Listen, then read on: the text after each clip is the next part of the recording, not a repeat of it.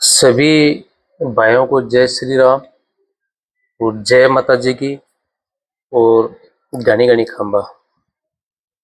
तो भाई लोगों, मैं मेरा विचार ये बता रहा हूँ।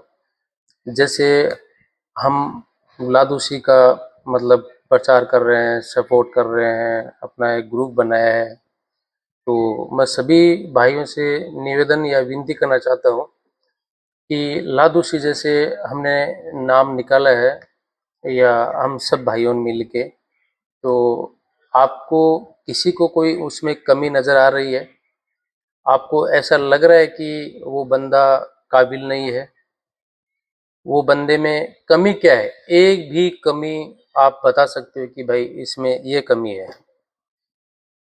अब ये बंदा, आप ये सोचो, सभी बड़ों का, छोटों का, सभी का वो सम्मान करता है, सभी से मिलता है और सभी का आदर करता है, और कभी उनमें कोई घमंड नहीं है। तो जो भी काम करता है तो कभी उसमें कोई घमंड का काम नहीं है कि भी मैंने ऐसा कर दिया, वो कर दिया, वो बंदा कभी नहीं बोलता है। दूसरी बात, अगर हम उनको सरपंच बना भी देंगे तो भी हम लोग उनको ऐसा बोल सकते हैं कि लदुशी जी आपको ये काम करना होगा, या ये हमारा सुना नहीं है, हम मतलब उनको बोल सकते हैं। लेकिन अगर आप किसी अदर को खड़ा करोगे तो मुझे लगता है कि आप उनको बोल भी नहीं सकोगे, क्योंकि आप में इतनी हिम्मत भी नहीं होगी और वो सुनने लायक सामला आपको मिलेगा भी नहीं। ये भी पहली बात है। और ये जैसे ग्रुप में भाई लोग बोल रहे हैं कि हम तीनों गांव में बारी बारी खड़ा कर दें, तो ये तो है गलत बात।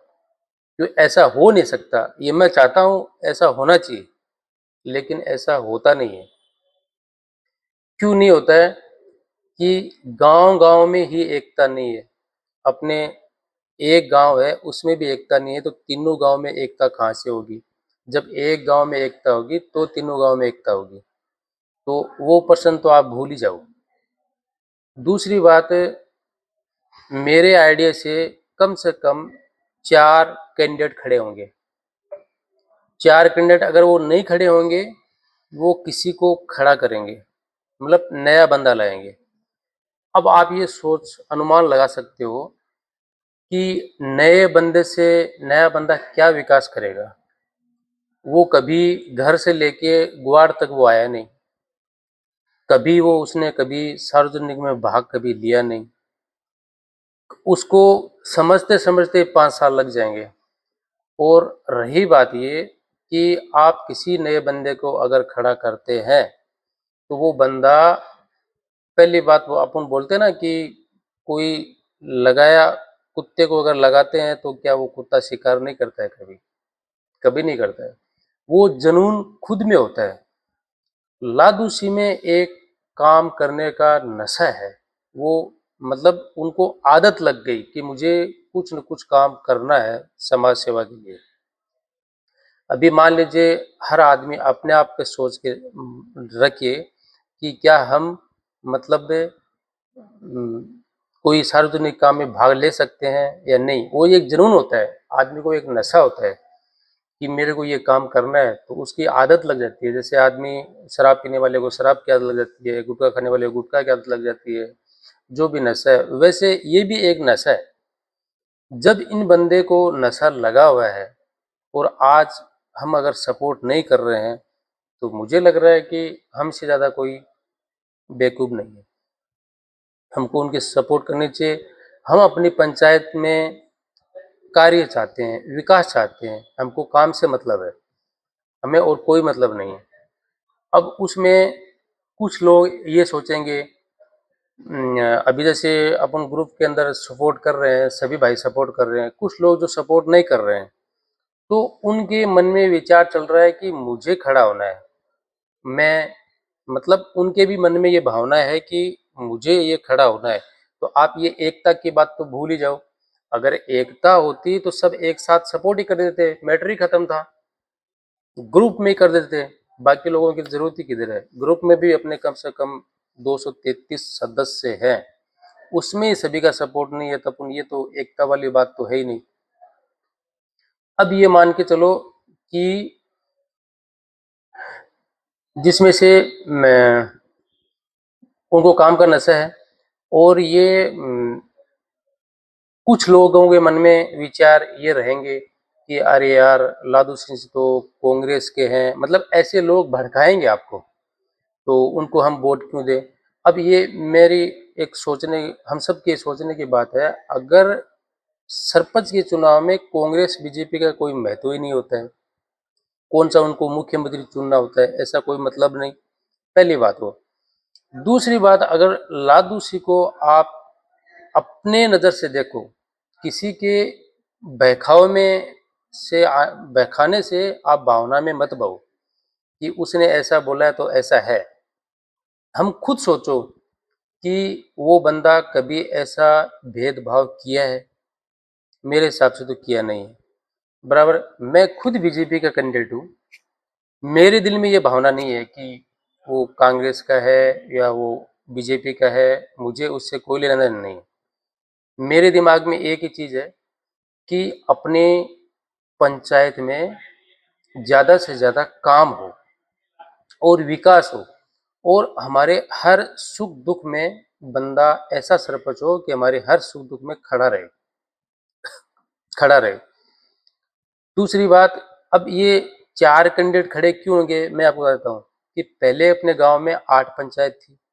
अपने गांव में, मतलब पंचायत में 8 गांव थे और अभी पंचायत में 3 गांव है, तो उसका बजट भी कम हो गया, खर्चा भी कम हो गया। मतलब 5 गांव में जो खर्चा लगता था वो कम हो गया, अब 3 गांव का खर्चा लगेगा। बराबर, तो मेरे हिसाब से लोग आएंगे आगे, ऐसा नहीं आएंगे, वो जरूर आएंगे।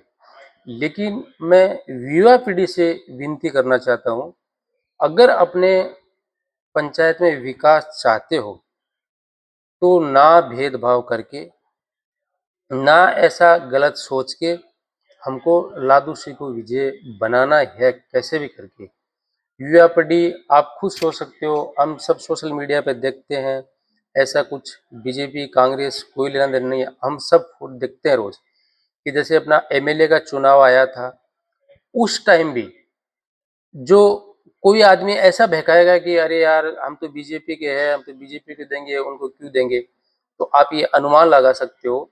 पिछली बार जब एमएलए का चुनाव हुआ था तो मेरिया साहब, श्रवण चौधरी, भिंडा, ये हकमली, 4 कैंडिडेट खड़े थे, और जो बीजेपी के थे वो मेरिया के पास चले गए, और जो कांग्रेसी थे वो बीजेपी में चले गए।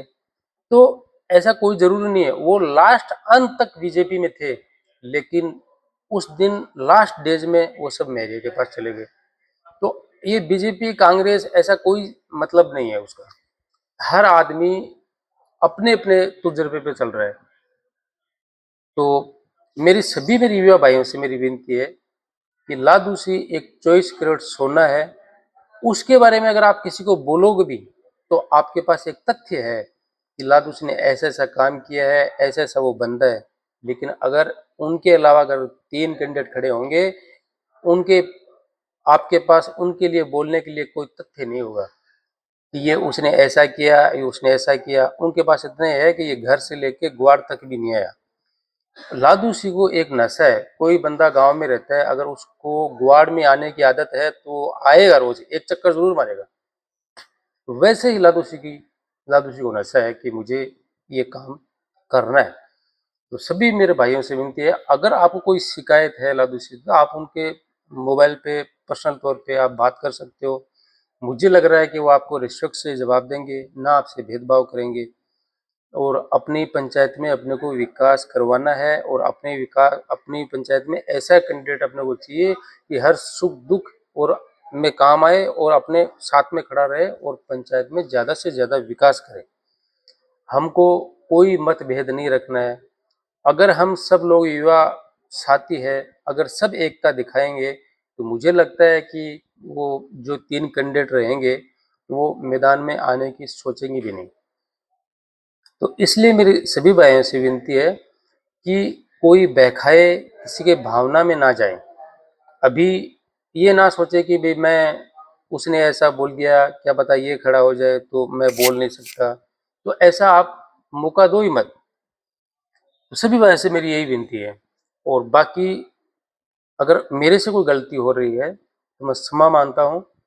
मेरे मन में जो विचार आता है, ख्याल आता है, मैं बोल देता हूँ।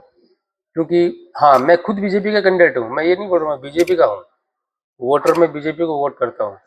लेकिन जब अपने पंचायत की बारी आती है, जब अपने विकास की जहाँ बारी आती है, वहाँ पे मैं वैसा ही करता हूँ जो मुझे अच्छा लगे, वही करना चाहिए। क्या मतलब रखे हैं अपने बीजेपी में, अभी सब ने अलग अलग वोट दिया। अभी जितने भी फतेहपुर पंचायत के उधर हम रोज देखते हैं, वीडियो देखते हैं, फोटो देखते हैं, वो सब लोग एक जगह पे है, एक जगह पे रहते हैं, उनको कोई लेना देना नहीं है पब्लिक से।